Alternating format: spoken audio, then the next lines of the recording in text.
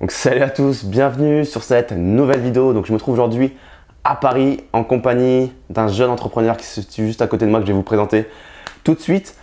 Juste avant tout ça, n'oubliez pas de bien vous abonner à la chaîne YouTube pour recevoir toutes les prochaines vidéos. Je vous ai préparé tout un flot de nouvelles vidéos.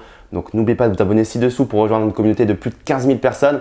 Et n'oubliez pas de lire la barre de description pour pouvoir télécharger gratuitement votre pack de bienvenue.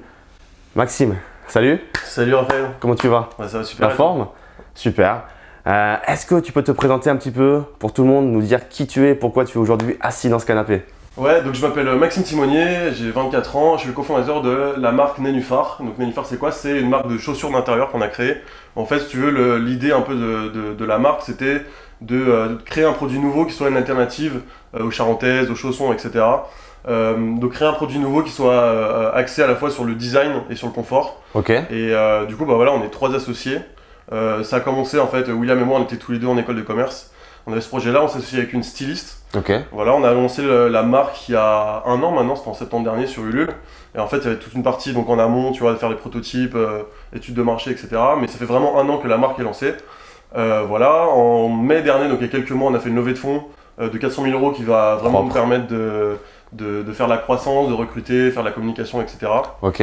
Et puis là, récemment, il y a 3 mois, j'ai lancé une chaîne YouTube sur l'entrepreneuriat. Donc en fait, c'est une espèce de web série où je raconte les aventures de Nénuphar à travers mon parcours d'entrepreneur. Donc en fait, toutes les semaines, je fais une vidéo sur voilà, les avancées de Nénuphar, ce qu'on fait de bien, ce qu'on fait de moins bien, là où on en est, etc.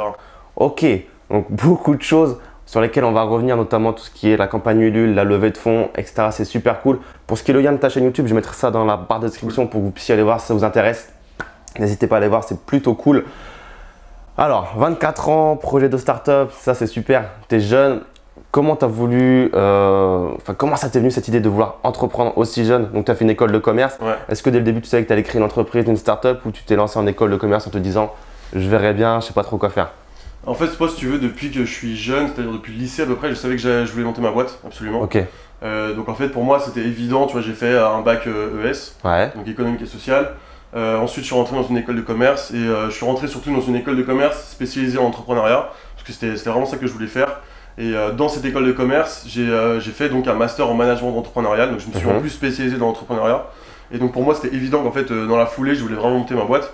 Parce que tu vois, monter sa boîte jeune, au final, bon, ça fait peur à beaucoup de gens. Ouais. Mais je trouve qu'en fait, au final, il y a beaucoup d'avantages parce que bah, concrètement, tu prends pas beaucoup de risques. Tu vois, t'as pas d'enfants à nourrir, t'as pas de gros loyer, t'as pas beaucoup de charges. Donc en fait, t'as pas grand chose à faire. Ouais, c'est ça, t'as pas une grosse situation ou de responsabilité, de femme, d'enfant, de quoi que ce soit. Et puis au pire, si tu tombes, t'as encore tout le temps pour te relever, c'est clair. Du coup, tu t'es lancé sur un projet de start-up. Comment t'es venue l'idée de faire des chaussons d'intérieur? C'est vrai que c'est pas forcément le truc qu'on se lève le matin et on se dit start-up, chaussons, allez on se lance. Ouais. Comment t'es venue l'idée? Alors en fait l'idée elle est venue, alors c'était à la base mon associé donc William qui était parti lui dans les pays du nord de l'Europe, donc en fait Suède, Finlande. Et en fait là-bas culturellement si tu veux tout le monde met, donc il est parti pendant un an en fait en échange académique en Erasmus. Donc il est resté un an là-bas et il s'est rendu compte que là-bas culturellement en fait tout le monde mettait des chaussons et des pantoufles. Quand tu rentres chez les gens, même si t'es invité, t'es obligé de quitter tes chaussures, c'est la culture tu vois. Et ils te donnent des pantoufles pour les invités, c'est ça? Exactement, ouais. Ah ouais, ok. Et du coup revenu en France, il s'est dit bon bah ok, bah, il a commencé à prendre l'habitude de mettre des chaussons, des pantoufles. Et il s'est dit bah j'ai envie de m'acheter une paire pour chez moi mais je trouve rien de vraiment stylé tu vois. Que j'ai pas honte de mettre quand t'es des invités en gros. Ouais, pas les gros chaussons titillés, gros minés. Ouais voilà, exactement, ou les charentaises, des trucs comme ça horribles tu vois. Et l'idée elle est venue un peu comme ça, on en a parlé ensemble parce qu'on était dans la même classe. Et on s'est dit bah au final pourquoi la pantoufle, le chausson c'est un produit qui est forcément moche. On va essayer de faire quelque chose qui est plutôt cool. Et en fait on a créé vraiment un produit qui est nouveau. Donc c'est vraiment un produit qui est hybride entre une chaussure et un chausson. Bah, d'ailleurs je peux le... D'ailleurs ouais, si on peut la prendre pour la montrer, ça serait encore mieux. Hop. Donc voilà, ça ressemble à ça. J'espère que le focus est tout bon. Yes, c'est tout bon. Et donc c'est vraiment un modèle qui est hybride, tu vois, c'est conçu vraiment comme une chaussure. Et on utilise des matériaux qui sont plus proches du chausson, donc c'est assez léger, assez souple. Voilà. Ouais. Donc c'est vrai qu'au toucher, c'est vraiment... même l'intérieur, en fait, c'est surtout l'intérieur qui a l'air énorme. Moi, je les ai pas essayés personnellement, mais l'intérieur est un petit peu en moumoute. Enfin, je sais pas comment on peut dire, c'est quoi comme... C'est du velours. En fait, si tu veux, sur la partie design, on s'est associé avec une styliste. Et sur la partie confort, on a vraiment bossé avec un podologue qui nous a aidé à conceptualiser la forme de la chaussure, les matières à choisir, etc. Tu vois. Et donc là, à l'intérieur, on a une mousse à mémoire de forme pour vraiment avoir un confort optimal. On utilise des matériaux de qualité, donc du cuir, du velours, une semelle en microcellulaire qui est plutôt faite pour l'intérieur, tu vois. Ouais. Et le but c'était aussi d'avoir un bon maintien du pied, parce que c'est important en fait d'être bien chaussé chez soi, parce que si t'es mal chaussé chez soi, finalement, au bout d'un moment, à force, tu vas avoir des problèmes de dos, etc. Ouais, Donc on voulait vraiment avoir un truc qui soit confortable. Donc c'est vraiment un positionnement finalement haut de gamme quand même, avec des beaux matériaux. Ouais, c'est le positionnement haut de gamme, on les vend donc voilà, 89 € en prix public. Ok. Et ça se justifie à travers voilà, le fait que ce soit fabriqué comme une chaussure, les matériaux de qualité qu'on utilise, et du coup, ouais, c'est un positionnement qui est plutôt haut de gamme. Ouais, parce que c'est vrai que comme on disait tout à l'heure, c'est vrai que c'est un produit, je sais pas si vous le voyez bien à la caméra, où limite on pourrait le porter pour aller dehors, c'est un petit peu entre les deux. Ouais. Enfin, je me verrais bien porter ça pour aller chercher la baguette le dimanche matin, après la grosse soirée du samedi soir par Ah exemple. oui, c'est exactement ça, nous on a à peu près 30% de nos clients qui l'utilisent aussi en extérieur. Ouais, c'est vrai. Et d'ailleurs, on a même une fois un client qui allait en boîte avec. Mais non. Ouais. C'est un client qu'on connaissait pas du tout, il nous a, je sais plus pourquoi, on l'avait eu au téléphone. Et il nous a dit que j'étais allé en boîte avec, il dit ouais c'est génial, je suis allé en boîte avec et trop tout, confortable. j'adore, je vais me choper une meuf là-bas. Donc, en chaussons, en boîte, c'est désormais possible. Alors du coup, pour revenir à l'histoire de base, donc tu m'as dit un peu le concept, finalement il vient un petit peu des pays nordiques. Alors c'est vrai que là-bas il fait froid l'hiver, on peut imaginer que les gens c'est normal entre guillemets qu'ils portent des chaussons chez eux parce qu'il fait froid. Est-ce qu'en France c'est adapté? Est-ce que les gens vraiment ils aiment porter des chaussons? Est-ce que vous avez un peu creusé la chose? C'est toujours pareil, ouais, on a fait des études de marché, etc. Ouais, je me doute. Ouais. Le marché en fait il est assez énorme, c'est-à-dire que il y a 92% des Français qui changent de chaussures quand ils rentrent chez eux. Ah ouais. Et en fait ils mettent donc soit des chaussons, des pantoufles, il y en a qui mettent des tongs, des espadrilles, des trucs comme ça. Ah c'est vrai les tongs, ouais. Ouais voilà. Et du coup et en fait on s'est rendu compte que parallèlement à ça il y avait la moitié, même plus, 55% qui n'étaient pas satisfaits de leurs chaussons. Et en fait les raisons principales c'était mauvais maintien du pied, design qui est pas à la mode et usure trop rapide. Et donc du coup on a créé vraiment un produit qui répond à ces problématiques là. D'accord, parce que même chez eux les gens veulent être à la mode finalement. Ouais. C'est vrai que ça me surprend ta statistique parce que moi j'ai l'impression que tous ceux que je connais quand ils sont chez eux, bon, on enlève les chaussures, pieds nus et puis chaussettes et c'est parti quoi. Mais ouais, 92% du coup des gens. Ouais, c'est énorme. Et même en Europe, la statistique c'est quasiment la même.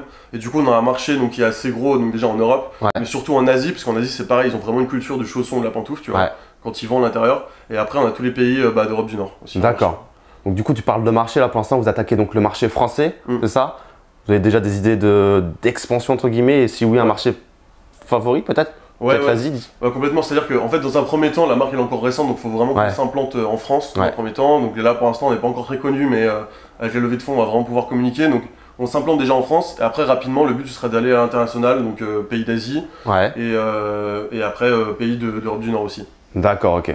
Alors justement donc parlons un petit peu argent, levée de fonds. Donc tu as commencé tout d'abord donc par Ulule. Donc, Ulule, je pense que les gens connaissent, mais est-ce que tu peux expliquer rapidement en quoi ça consiste si les gens ne connaissent pas peut-être? Alors même au tout début, même je vais te dire, on a pour financer même les premières dépenses qu'on a vues, puisque moi j'étais étudiant, donc j'avais aucune thune du tout. Et même au tout début, donc pour financer le premier prototype, etc., ça coûte de l'argent, et ben on a pris des prêts étudiants en fait. Il y en a qui s'en servent pour de l'immobilier, d'autres pour des startups. Ouais, exactement. Très bonne idée. On a pris des prêts étudiants, ça nous a permis de faire nos premiers financements. Et après, on est allé sur Ulule, donc voilà, comme on disait. En fait, Ulule, c'est une plateforme de crowdfunding, c'est-à-dire que tu mets ton projet sur la plateforme Ulule. Et après, nous, on a fait sous forme de prévente, c'est-à-dire que les gens sur la plateforme, ils pouvaient précommander leur paire. Une fois qu'on avait suffisamment de prévente, on a pu lancer notre première production. Donc, première production a été faite grâce à Ulule. Petite production de combien? On a produit 600 paires la première production. Donc c'est déjà très très propre. En prêt étudiant, par curiosité, vous avez pris combien du coup pour lancer le projet? En tout, on avait pris 20 000. Ok, bon ça va, vous avez été raisonnable. Donc suite au lancement avec Ulule, première production, qu'est-ce que vous vous dites dans votre tête? Vous vous dites c'est cool mais il faut aller plus loin. Ouais, c'est ça. C'est-à-dire qu'en fait, on a une activité qui crame, qui est hyper consommateur de BFR, donc de besoins en fonds de roulement. C'est-à-dire qu'on a besoin de cash pour pouvoir produire, communiquer en amont. Et en fait, tu as beaucoup d'investissements avant de vendre tes premiers produits. Donc du coup, on a une activité qui est hyper consommatrice de cash, et il fallait qu'on trouve des financements qui soient supplémentaires pour pouvoir relancer une production, pour pouvoir communiquer de façon plus massive. Donc au début on allait chercher du prêt d'honneur, donc du prêt d'honneur c'est du prêt à taux zéro, qu'on allait chercher auprès d'organismes publics en fait, qu'on a obtenu, donc on a obtenu 20 000 € comme ça, donc du prêt à taux zéro, mais par contre la condition c'était qu'ils nous accordaient le prêt à taux zéro qu'à condition qu'on ait des financements supplémentaires. D'accord, donc ça ces organismes c'est quoi? C'est des organismes qui financent uniquement des startups, En Non, quoi ça pas que. consiste? Non, non, parce qu'il y avait avec nous, il y avait des gens qui montaient un resto aussi, par exemple. Voilà, mais Donc, des c'est projets. hyper ouvert Ouais, à tout type d'entrepreneuriat. c'est ça. Ouais, à condition qu'il y ait comment dire, des besoins en financement qui soient justifiés, quoi. Mais qui sont par exemple ces organismes? Est-ce que c'est. Enfin, en fait, d'où provient l'argent concrètement de ces organismes? Ah, c'est l'État, C'est l'État, c'est ça, c'est des ouais. organismes de l'État. Mm. Ok. Parce qu'en fait, c'est ça votre première problématique à vous, c'est d'avoir assez de fonds de roulement sans arrêt. C'est ça votre plus gros Ouais, problématique. c'est ça le truc, c'est qu'on a besoin de cash pour lancer concrètement une production, tu vois, par exemple, c'est ça. le plus gros poste de charge. Et Ça donc, coûte de on a besoin l'argent, d'argent, tu vois, on peut pas payer le fournisseur une fois qu'on a tout vendu 6 mois après, tu vois. C'est ça, c'est ça. Et donc du coup, prêt d'honneur au Ouais. début, on cherchait des financements complémentaires et après, on allait chercher des investisseurs privés. Ok. Voilà, parce que le prêt bancaire, on a essayé d'abord dans un premier temps, Le mais classique. ils nous ont dit que c'était mort. Ouais, ça me paraît compliqué, ouais, c'est vrai. Parce qu'on est jeune, on n'a pas d'expérience, on lance un produit où on finance pas d'immobilisation, parce qu'en général, les banques elles financent des immobilisations, donc tu vois, des machines par exemple, des locaux, des trucs comme ça. Nous, c'était que du stock, de la com et des recrutements, tu vois. Pas grand chose entre guillemets. Donc en fait, c'est un peu du vent en fait, concrètement, pour eux. Et du coup, les banques elles financent pas du tout ça, surtout sur des projets jeunes comme le nôtre. Et on est cherché des investisseurs privés. Et pour ça, en fait, on est passé par une plateforme qui s'appelle Risers. Ok. Donc en fait, c'est du crowdfunding aussi, mais en equity. C'est-à-dire que tu mets ton projet sur la plateforme et les investisseurs, ils vont pas faire des précommandes ou autre. C'est vraiment, ils prennent des parts dans ta boîte. D'accord. Et donc c'est comme ça qu'on a rencontré nos investisseurs et qu'on a pu réaliser la levée de fonds plus tard. Donc c'était... alors si tu veux, pour te donner dans les dates, on a lancé en mai sur... on a lancé en septembre sur Ulule. On a reçu notre première production en décembre. Et on est dans la foulée, à partir de janvier, on a commencé à aller chercher des financements et on a bouclé la levée de fonds en mai. Voilà. Ok, donc c'était assez rapide finalement. Ouais. Alors comment ça se passe exactement un petit peu le processus de sélection? Finalement, c'est un petit peu des business angels. Est-ce qu'ils vous donnent aussi est-ce qu'ils ont un petit peu un devoir de conseil auprès de votre startup ou pas du tout? Est-ce que c'est vraiment ils balancent le cash et vous vous débrouillez, ou est-ce qu'il y a des réunions où ils apportent leurs connaissances? Je suppose que c'est des investisseurs donc, qui ont déjà créé des entreprises, qui ont de l'expérience dans les affaires, c'est ça? Alors en fait, nous, donc on a assez peu d'investisseurs privés qui sont venus. On a surtout un investisseur principal qui a mis la quasi-totalité de la levée en fait. D'accord. Et effectivement, donc nous c'était... alors en fait ça dépend des levées de fonds, mais il y a certaines levées de fonds où tu vas avoir beaucoup d'investisseurs, surtout sur les plateformes comme Riser justement de Crowd Equity. Nous c'était pas le cas, mais en général ça se passe comme ça. Tu as énormément d'investisseurs, et donc en fait tu as peut-être un ou deux investisseurs qui ont plus de parts que les autres, et du coup qui vont vraiment t'apporter du conseil, tu vois. Il y en a beaucoup qui mettent des petits billets, c'est ça? Ouais, il y en a qui beaucoup diversifient sur plein de... Donc, tu vois par exemple le billet minimum il était à 500 €, donc on a par exemple quelques personnes qui ont mis 500 €. Ok. Et même avec 500 €, elles prennent des parts de la société. Donc elles prennent des parts, donc c'est des petites parts, c'est moins de 1%, tu vois. C'est ça, mais voilà, ils prennent des parts. Et après, les petits investisseurs en général, ils regardent pas trop ce que tu fais au quotidien dans ton business. ils s'en c'est foutent. plus les investisseurs qui ont vraiment un gros intérêt, parce qu'ils ont mis beaucoup d'argent, qui au quotidien, c'est dans leur intérêt aussi d'ailleurs, hein, de te conseiller, de t'apporter. Et en général, tu vois, nous par exemple, c'est un entrepreneur qui a fait fortune dans l'immobilier d'ailleurs. D'accord. Et qui aujourd'hui monte une société d'investissement dans les startups. Et donc voilà, donc lui il nous apporte toute son expérience, même s'il n'était pas dans notre secteur d'activité, qu'il n'était pas dans la mode, il a énormément d'expérience en gestion d'entreprise que nous on n'a pas par exemple. Donc nous on est meilleur par exemple on a plus de compétences que lui sur la partie créa, communication, etc. Et lui ce qu'il nous apporte c'est toute la partie gestion d'entreprise, comment tu fais pour gérer ta trésor, parce qu'au début c'est pas évident, tu vois. Tu sors d'école de commerce, t'as jamais bossé, t'as jamais géré beaucoup d'argent comme ça. Donc c'est important qu'il y ait quelqu'un qui t'aide concrètement à gérer ton argent, à gérer, même à gérer des gens, tu vois, du personnel, parce que pareil, au début, tu commences, tu recrutes des personnes, t'as jamais géré personne, donc c'est pas évident, tu vois. C'est clair, tout s'apprend. Donc ça s'apprend, et c'est indispensable, je pense, d'être accompagné sur des levées comme ça, en tout cas quand t'as pas l'expérience, quoi. Ok, et puis le mec, s'il a posé 200K sur la table, il faut que derrière 400, ça, en tout 400 la levée de fonds, lui, il a mis 400, tu vois. Donc, ah d'accord, ok. Ok, je pensais que c'était 400 avec tout le monde, donc si lui a posé 400... il veut que ça revienne dans sa poche x2, x10, fois le plus possible. Donc, en général, si tu veux, les investisseurs, quand ils rentrent au capital d'une startup, ils cherchent une rentabilité. Enfin, ils cherchent pas vraiment une rentabilité, ils cherchent à faire une culbute par la suite, donc à travers une sortie, donc en revendant les parts par exemple. Mais ils cherchent pas tellement à avoir des revenus rapidement. Déjà, en général, ils savent très bien qu'ils s'investissent sur au moins 5 ans et que ils sont pas prêts de revoir leur argent tout de suite, mais que par contre si potentiellement ils veulent vraiment faire des grosses culbutes, quoi. Voilà, s'il a posé 6 chiffres là, 400 000, ils vont reprendre 7 au moins minimum.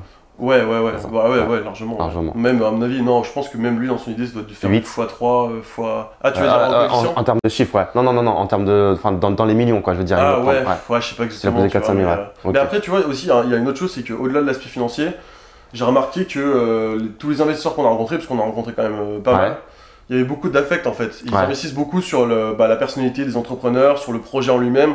Et les chiffres, vu qu'on est une jeune marque, ils savent très bien quand tu fais un business plan que ce sera peut-être pas la réalité, mais ils misent d'abord sur une équipe qui sera capable de réagir, de pivoter quand tu auras des problèmes, quoi. Ça se passe jamais comme prévu de toute façon, je pense que tu l'as vu déjà plein de fois dans ton projet. Mais ouais, c'est vrai, comme on en parlait en off tout à l'heure, c'est vrai que finalement l'argent, bon voilà, on en parle beaucoup, mais après ça devient très vite secondaire, c'est vraiment le délire du projet, de comment on va faire pour progresser. Je pense que très vite aussi ça commence à se transformer, enfin ça s'est transformé comme ça, je pense. Ouais, carrément. En fait, au début, ce qu'on se disait, c'est ce qu'on se disait tout à l'heure, c'est-à-dire que moi au début, l'entrepreneuriat, c'était un peu, j'y allais parce que tu sais que tu peux gagner plus qu'en tant que salarié, mais c'est normal parce qu'en tant que salarié, même si tu gagnes très bien ta vie, au bout d'un moment, tu seras forforcément plafonné. C'est ça, c'est la réalité. Alors que dans l'entrepreneuriat, en fait, il n'y a pas de limite en termes de gain. C'est clair. Donc ça, c'est assez ouf. Donc au début, moi, c'était plus comme dans cette démarche-là, tu vois, parce que donc c'était beaucoup par rapport à l'argent, même si les entrepreneurs ne le disent pas forcément. Au début, tu entreprends beaucoup par l'argent, pas se mentir. Mais au final, au fur et à mesure, tu vois, que j'ai avancé dans mes projets, etc., je me suis rendu compte qu'il y avait autre chose que l'argent au final. Et que ce qui est vraiment cool, c'est d'arriver à vivre déjà de ce que tu arrives à créer, de ce que tu arrives à faire. Et ça, c'est déjà assez ouf. Et c'est vrai que l'argent, ça devient limite un peu secondaire. Aujourd'hui, je préfère gagner, parce que je gagne pas beaucoup, tu vois, chaque mois. Mais je préfère gagner moins plutôt que si j'avais pris un poste dans une boîte, mais faire vraiment ce que j'aime, prendre le risque aussi que ça marche par la suite et peut-être de gagner beaucoup d'argent par la suite aussi. De toute façon, on le voit très clairement, hein, les gens qui font ça que pour l'argent, généralement ils tiennent pas la route, quoi. Ils sont blasés, ils sont fatigués. Pour en revenir à la levée de fonds, comment ça se passe? Du coup, tu as dû défendre ton projet, enfin non, même pas je pense, du coup devant différentes personnes, ou vraiment tu balances ton projet sur la plateforme et des investisseurs te contactent et ensuite vous vous rencontrez en privé et ensuite on discute. Comment ça se passe? Donc nous en fait on est passé par Risers et en fait l'avantage de cette plateforme là c'est que ils ont vraiment un réseau de business angels, donc d'investisseurs privés derrière. Et donc c'est eux qui te mettent en relation avec eux. Donc comment ils te mettent en relation? C'est déjà avec leur newsletter. Après tu as les investisseurs qui vont te contacter parce qu'ils ont vu dans la newsletter, ils sont intéressés donc ils veulent te rencontrer. Et il y a aussi, ils organisent aussi des tournées, ce qu'on appelle des roadshow pitch, où en fait, nous par exemple on était en Suisse, à Zurich, à Genève, où on allait présenter notre projet devant des investisseurs. Donc tu vois, eux, Risers organisent des réunions où il y a plusieurs entrepreneurs qui viennent, qui présentent leur projet, qui montrent ce qu'ils ont besoin en termes de financement. Et après en face, les investisseurs qui proposent de voir plus, de te rencontrer après, etc. Oui ou non quoi, ils se retournent quoi. Voilà.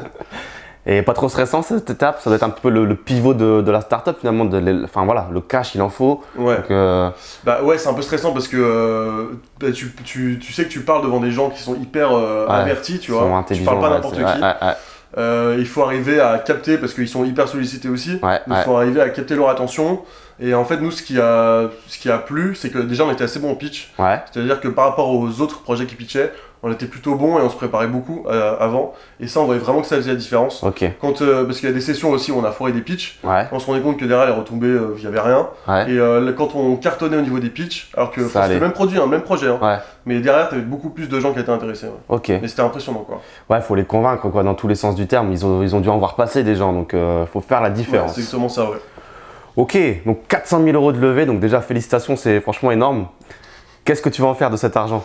Alors déjà l'argent, nous c'est beaucoup de la production, donc on a lancé une grosse production. C'est beaucoup de budget communication. Parce que si tu veux, en fait notre métier, nous c'est de la communication en fait. En fait c'est la fabrication de chaussures et derrière c'est de la communiquer. Ouais c'est ça, le produit il est là, faut le vendre maintenant. Ouais c'est ça, montrer une image de marque. Et du coup il y a un gros travail de communication, donc on a des budgets qui sont assez conséquents du coup en communication. Et après c'est du recrutement, voilà, on a recruté aussi 2 personnes et on aimerait bien recruter aussi par la suite, qu'on se développera un peu plus. Faire grossir l'équipe. Voilà, donc en fait c'est ces 3 postes-là principalement quoi. Donc marketing, développement de l'équipe et production. Super. Parlons de production justement, je vois donc Made in Portugal. Pourquoi le choix du Portugal finalement? Parce que c'est quand même une marque donc, française. Pourquoi avoir choisi de produire au Portugal et pourquoi pas en France?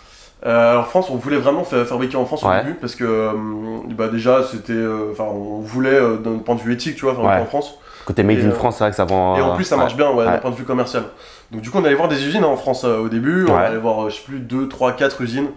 Et au final, le coût de production, il correspondait pas à notre positionnement. C'est-à-dire que si on avait dû les fabriquer en France, le prix de vente, ça aurait été, je sais plus, 150, 160 euros, tu vois. Ok, pour conserver les marges, ça aurait été un prix excessif. C'était complètement impossible. Et on voulait vraiment garder quand même un savoir-faire. Enfin, on voulait qu'une chaussure de qualité et qu'elle soit vraiment bien produite. Et en fait, le Portugal, c'est vraiment top pour la chaussure parce que là-bas, ils sont vraiment bons en savoir-faire de chaussures. Il y a beaucoup de savoir-faire. Et il y a énormément d'usines, énormément d'ateliers, de fournisseurs, etc. Et nous, on fait tout au Portugal, du coup. Même nos fournisseurs, ils sont tous au Portugal. Mais on voulait, tu vois, rester en Europe. Le Portugal, il y a quand même des bonnes conditions de travail, etc. On voulait pas aller en Chine où il y a des enfants qui bossent, par exemple chez Nike, tu vois, c'est le cas. Ça, c'est pas notre truc. Et en plus, même d'un point de vue logistique, c'est beaucoup plus compliqué d'aller en Chine parce que c'est des quantités qui sont énormes, tu as les frais de douane, tu as les délais de livraison qui sont énormes, donc c'est même pas pratique au final. Ouais, est-ce que tu gagnes peut-être d'un côté, enfin, ce que tu gagnais à la production, tu allais alors dépenser un petit peu ailleurs finalement. Mais même je connais, tu vois, des marques de chaussures par exemple qui fabriquaient en Chine et qui sont revenues en Europe et fabriquées au Portugal. C'est vrai. Au final, il y a plus d'avantages que d'inconvénients, quoi. Ok. Est-ce que justement, comment ça se passe? Du coup, tu lances la production au Portugal, ensuite donc c'est produit là-bas, ça revient à Paris, parce que vous êtes à Paris, vous. C'est stocké à Paris, c'est ça? Ouais, donc effectivement, on fabrique au Portugal. Donc le produit fini, tu vois, emballé, c'est tout fait au Portugal. Une fois que le produit il est prêt, nous on le reçoit dans notre entrepôt en France. Et après, de l'entrepôt, c'est la gestion des envois est automatisée en fait. Chaque fois qu'on a une commande sur le site, tu vois, c'est automatisé. Et la paire, elle part chez le client final. Chez le client, voilà. Ok, donc ça c'est plutôt cool. Donc voilà, on a ces produits-là, on n'a pas dit, il y a d'autres coloris bien évidemment, je sais pas si on l'a dit tout à l'heure au début. Pour l'instant, on a un modèle, donc ça c'est la nouvelle collection là, qui est en train de sortir. Hiver qui vient de 2017. sortir peut-être, je sais pas quand la vidéo va sortir, mais très prochainement. Voilà, et on sort une collection été aussi prochainement, donc pour l'été prochain. Donc de toute façon, tu as un site e-commerce que je mettrai également ci-dessous, est-ce que tu peux quand même dire le nom à l'oral? Ça s'appelle Nenufar, Nenufar.co, et pas .com, parce qu'il y en a qui se trompent, c'est .co. Ouais, super. Je mettrai ça dans la barre de description de toute façon si vous voulez vous procurer une petite paire. Quoi d'autre? Est-ce que tu as peut-être quelque chose à dire, je sais pas, aux plus jeunes qui voudraient entreprendre et qui hésitent peut-être, comme tu as dit, qui ont un petit peu peur parce qu'ils sont jeunes, peut-être pas la crédibilité, peut-être pas l'argent, toutes ces fausses croyances qui finalement fait que… Ouais, c'est clair. Déjà, d'un point de vue financier, alors c'est vrai que pour monter une boîte, il y en a qui disent ouais, on peut monter une boîte avec zéro, etc. Mais franchement, c'est compliqué. Faut être un peu nuancé. Ça dépend ce que tu fais, mais… en général, tu as toujours besoin d'argent. Et donc, du coup, les premiers financements, on peut en avoir. Donc, tu as le prêt étudiant, tu as du prêt d'honneur, tu peux avoir des subventions. Tu as pas mal de concours aussi où tu peux gagner 2000 € par-ci par-là, tu vois. Donc, au début, tu peux grappiller un peu de l'argent comme ça. Et en fait, ce qui est bien en France, c'est que l'écosystème entrepreneurial, il est hyper développé. Il y a un très beau terreau, il y a beaucoup d'aides en fait, publiques, de subventions. Il y a beaucoup d'incubateurs. Et je pense que l'important, en fait, quand tu montes un projet, c'est qu'il faut vraiment s'entourer de personnes qui vont t'accompagner sur des problématiques que tu maîtrises pas, en fait. Parce qu'au début, tu maîtrises pas tout, c'est normal. Donc, il faut vraiment réussir à s'entourer. Et nous, je pense que c'est ce qui a fait notre force, c'est qu'on a réussi à bien s'entourer depuis le début. Et toujours aller chercher des gens à droite à gauche, aller revoir plein de monde, faire des soirées networking, tu vois. Et toujours aller chercher des aides, des infos, des contacts à droite à gauche. Ok, moi c'est super cool. C'est vrai qu'on dit toujours que la France c'est nul, c'est pourri. On parle toujours d'office de la fiscalité, des choses qui vont pas. Mais c'est vrai que pour entreprendre, la France, c'est quand même un terreau qui est énorme. Il y a beaucoup d'aides, beaucoup de choses qui existent pour commencer à créer une entreprise avec un minimum de frais. Donc ça, c'est plutôt cool.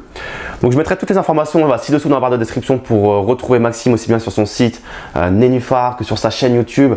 Moi, Maxime, je te remercie pour cette vidéo. C'était super cool. Merci à toi, ce gars. Merci.